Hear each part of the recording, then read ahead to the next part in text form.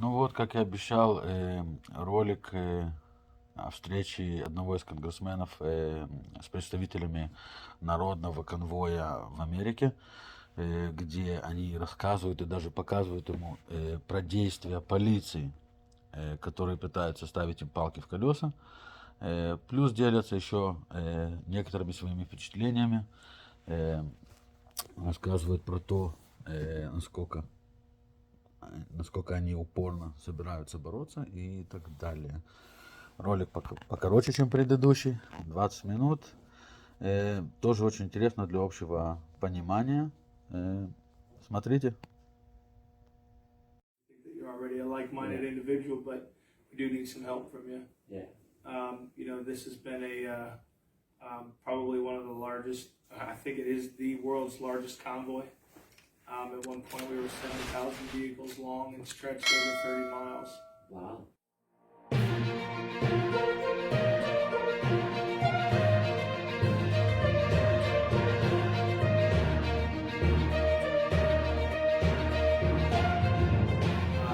We started in Adelanto, California, and now we're sitting at Hagerstown Speedway in Hagerstown, Maryland, just about 45 minutes or so, depending on traffic, of course, to the Speedway. And every day we've been looping your beltway since yesterday was day 7. I don't know if you're a religious man, but the significance of the seven days around the wall. Yeah. Jericho. Yeah. Joshua. Yeah. But we're here and we have a mission, and we don't plan on leaving the backyard here until we accomplish that. What we're looking for is obviously an immediate end to the state of emergency. We don't believe there's an emergency that needs to end, and then we want an immediate end to the vaccine, mandated vaccines to our healthcare workers and our military personnel, and really anybody that's mandated by the federal government. I saw where some of the special forces guys and the SEALs, their lawsuits in the news today. I think it was a good decision thus far. No, look, I what they've done to our First Amendment liberties over the last year is just. You talk about First Amendment liberties, but right now they literally just stopped our convoy out on the road right now, directed them down a no truck path. DC Metro Police, the leadership of the department, decided that they were going to block every exit and every roadway around DC. I have pictures of it for you. Really? We communicated to plan the routes every single day. And yesterday they escalated by blocking the exits, and today they escalated by blocking the road. We work. Mostly you've been doing. They just go around in circles. We don't stop. They haven't been stopping at all. They're completely blocking it now. And this is so right here is the 695 to 395 downtown. They literally brought in dump trucks, turned them sideways, and have law enforcement there blocking. So even the residents can't take that way. They're blocking it right now. Here's where they stopped us. Right here, 201 and 50. Wow. They literally stopped the entire convoy right there. And you can see the no trucks, the camera way there, no trucks. They're forcing commercial vehicles down a no truck route. Really? They're stopping us from exercising our First Amendment rights. We've done everything by the book. We work with law enforcement every single day. Every single day they know our route. Where's that? Is that in that part is in Maryland, on the Maryland side. Yeah. But it's DC Metro Police that are doing this, that are orchestrating this. We work with a DC Metro special agent. What do they say? They claim that there is threats of tearing down the White House fencing and hanging politicians on the internet and social media that are attached to us, and they're claiming that on the windows of vehicles in the convoy, that they have this on the windows of the convoy. Total every window on the convoy. Total lie. Total lie. Total lie. I've been nothing but as leadership in the convoy. I've every single day have worked with a special agent with the DC Metro and a special agent with the Virginia State Police, and I'm also working closely with the Maryland State Police to make sure that they know exactly what our route is going to be. What's that relationship been like with you? It's been extremely positive up until yesterday and today, and now today. I mean, the gentleman I'm working with is still extremely positive. There's no, it's DC Metro's leadership.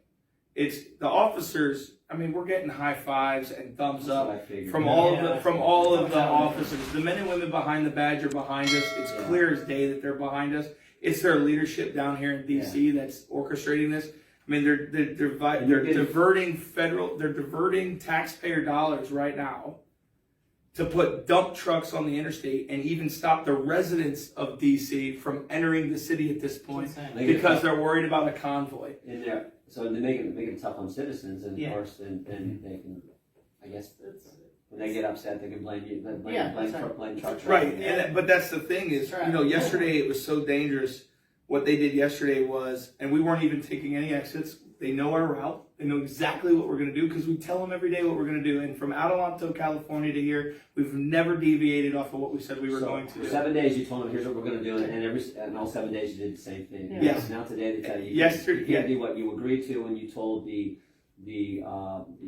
we changed the route yesterday. Leadership of law enforcement in the respective jurisdictions. Yeah. Right. Now, in full transparency here, we did change the route yesterday, but they knew the new route before. They knew it the night before. It was communicated exactly what we were going to do.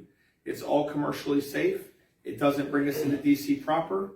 It was 100% law-abiding and legal. And by the way, we're doing the speed limit. It's not that we're not slowing everything down. The minimum speed limit is 55 miles per hour. That's what we're doing. Yeah. So at this point, what it appears to be is that the DC Metropolitan PD senior officials within the police department right now, whoever's making that call, is obstructing First Amendment right protests in which that we don't even need a permit for to conduct because we are driving the speed limit, we are law-abiding and peaceful, and we're not stopping. Right. So they are obstructing our First Amendment rights. It's a clear violation of our First Amendment rights. And then on top of it, yesterday when they decided to close these exits down, which had nothing to do with the convoy, there was never an intention to go off any of these exits whatsoever. They closed these. Well, it caused the cars, the regular motoring, to slam on brakes because they couldn't take their exit. And then they started turning around in the medians of the highway with oncoming traffic. You know how fast the traffic is on that beltway. Sure. People are doing 75, 80 mile an hour coming, and you have people coming. Now, at that point, if somebody would have pulled out and got wiped out by another truck or a car and it killed a family, they would have blamed the convoy. But truth be told, it's DC Metro's fault. It's their fault. They put a lot of lives at risk yesterday, and they continue to do the same thing today. And we've been working with them. But and Representative Jordan, look, I'm not in the leadership. I'm on the scientific side supporting the convoy. But I can tell you, in some of the meetings with the Virginia, DC, Maryland police, it's been exceptional. Mm-hmm. The relationship with the police has been very cordial, very respectful, professional, and they actually know exactly what the convoy does day by day. So something went wrong yesterday and today. Exactly what Brian said. And we really don't know because we've done the same thing. Like I said, we changed the route a little bit, but they knew the night before that we were taking a different route than what we normally take. And we've never deviated off of our plan. Not one time have we ever deviated off of our plan. From Adelanto, California to here, of the convoys from Washington State, the ones from Maine, the ones from Florida, the ones from Texas. We have convoys coming in from every direction, and there's more coming yet to plus us up right now. We're a very massive movement, and we're not going anywhere. God bless you. We're here for the long haul. Yeah, what they've done to our First Amendment liberties, your right to assemble, your right to petition. I don't even mean some places where I don't even mean the meeting to be about that, but that's the topic of the day because of what happened. I'll let Chris maybe get it back on track here, or let her do her thing. But right. I mean, Jim, the emergency powers that were supposed to be used for terrorist attacks and hurricanes and floods and earthquakes, I mean, have never been coordinated and used across the country, if not across the world, right? Weaponized against, the people of different countries, now ours here, to just make the Constitution irrelevant. And it has become an addictive power, has it not? Because everybody I know, from all walks of life, feel like they're living in a third world country here in the States. When the courts are all clogged up and they can't do anything, they throw their hands up in the air and say, well, the emergency powers were validly granted. And that's a problem because they're being abused all over the place. So we don't have a constitutional republic as long as emergency powers are in place. We need to get to accountability, but we're never going to get there until we stop the state of emergency. Yeah. That's why And we know that you're a supporter of that. We know that you're on our team here, and that we don't have to sell you on this. But what we do need help in right now is trying to get your colleagues across the aisle to start coming to the table to talk, to break that mold. As you put the other day in the Yeah, meeting, Things are break that changing mold. simply because of the politics of it. I mean, it's no accident that the day before the president's going to give his State of the Union address, they got rid of the mask mandate for the Capitol. It's no accident they're now announcing, we're going to begin to open up the Capitol in stages, and it'll be fully open come Labor Day. Just right with the traditional kickoff to the election season, Labor Day, we're going to open it up. So they see the politics of it, and that so many Americans are done with it. Yes.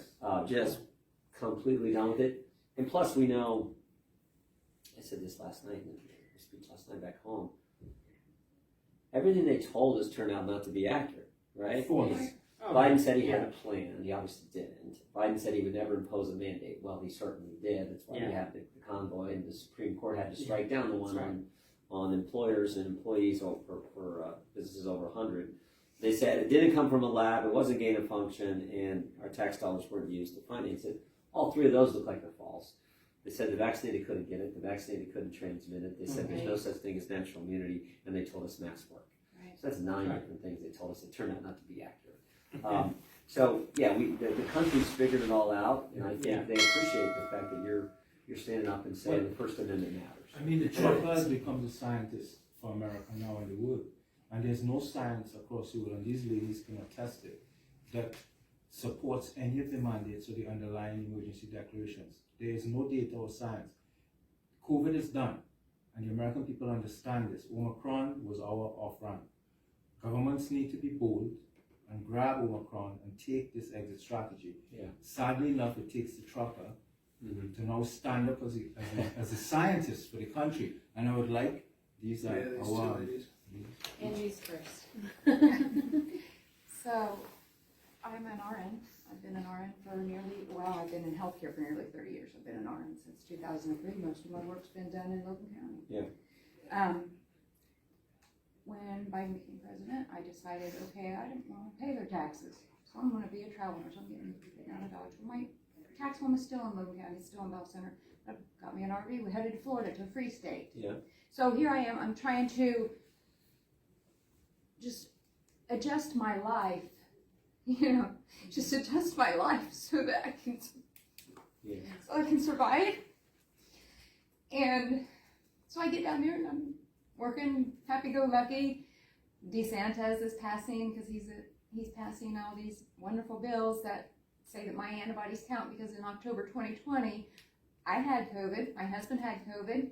I got an antibody test in September 2021, and I had an antibody test just January 2022, and I had multiple COVID patients. Ooh, no reinfection. Right. But then they passed CMS rules, and then I was kind of in between contracts. I did a contract in Pensacola, and I was in between contracts while CMS had made the rules, and then headed to SCOTUS, And then while that was happening, I decided that I was going to apply for a position, a lucrative position, traveling with a home health agency across the country. I'm an American. I should be able to travel to any city, any state, anywhere, right? Can't do that. Can't work. Can't do any of it. I'm going to lose my house. I'm going to lose. My husband and I sold our rental properties just so that we could, start traveling and not have to pay the higher taxes. And then, lo and behold, it must have been God's will to be joining Brian. Thank God for him and Mike Landis. Just two truckers. Nobody. I'm just an individual RN. And I don't know what to do. When are they going to start listening to doctors? When is the doctors going to be brought into the conversation? When is Congress going to realize, hey, we don't have a medical background, and we don't want to listen to one fool doctor, When are you going to bring RNs and EMTs into the conversation? When is it? That's what I want to know. One of those, thank you for sharing your story. I know it's tough. One of those emails we were talking about earlier when you first walked in, I was talking about some of the work Mitch has done for the committee, the Republicans on the committee. But one of those emails talks about, it's an email between Collins and Fauci where they talked about knocking them down. What did they say when they wanted to go after the Barrington Declaration? Yeah. Takedown. Yeah, wrestling term. I should remember that. Taking them down. Like, so it was like, never mind that, like, Dr. Bhattacharya is like, you know, professor of medicine from Stanford. It's pretty good. They were going to take him down because he disagreed with Fauci Collins' government position, and yeah, that's a big problem. And now we're like, And I could have easily went and got a religious mandate. I pray to God every day. My dad raised me in church, you know.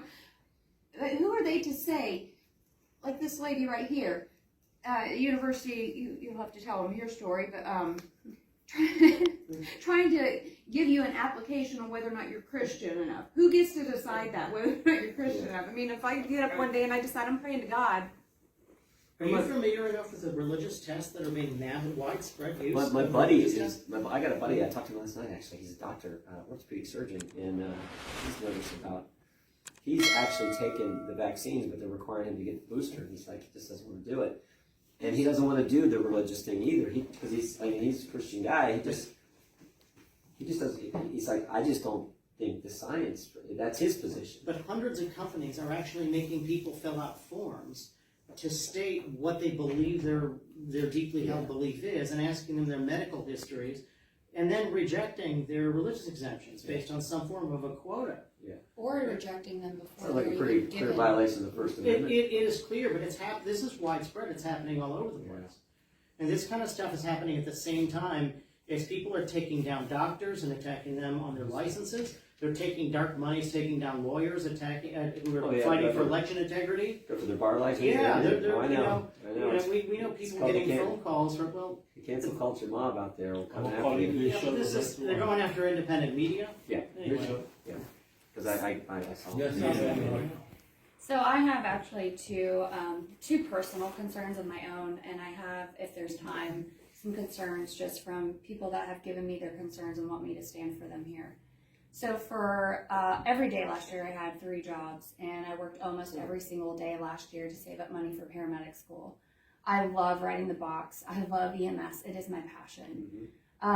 It's fun for me, and so I worked my butt off last year to save up money so that I could further my education. There's a need in this country for paramedics. We have a shortage of paramedics. Sure, thank you. And I found out in October 6th specifically, that the university, or the school I was going to be going to paramedic school for, that they were not allowing religious exemptions because the clinical sites were denying them. So I kind of pushed a little further and kind of threw the Civil Rights Act of 1964, Title IV, dealing with education out there in their email. And they're like, well, we can't deny you coming, but what's going to happen is these clinical sites, none of the clinical sites that we partner with will accept your religious exemption. So you will not be able to finish clinicals, therefore you will not be able to pass and get your paramedic license.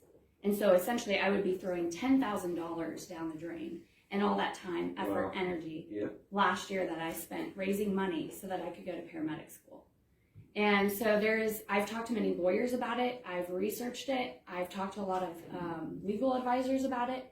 There's this weird gray area where the Civil Rights Act of 1964, Title IV, falls through the cracks with third-party clinical sites. For me specifically, it's within the genre of medicine, but it might even be within a genre of another field that I'm not familiar with. And even attorneys, they're like, we don't know what to do with this, because the schools are higher education, and based on how the Civil Rights Act of 1964 Title IV is written, it's no higher education, including high schools and any colleges and universities, can discriminate against somebody religiously. But the problem we present is these third-party clinical sites. These people aren't getting jobs at these sites, so they're not covered under Title VII, and they're not technically getting an education, even though they kind of are. And so what I would like to present is just maybe we need to make this law, the Civil Rights Act of 1964, Title IV, for educational purposes.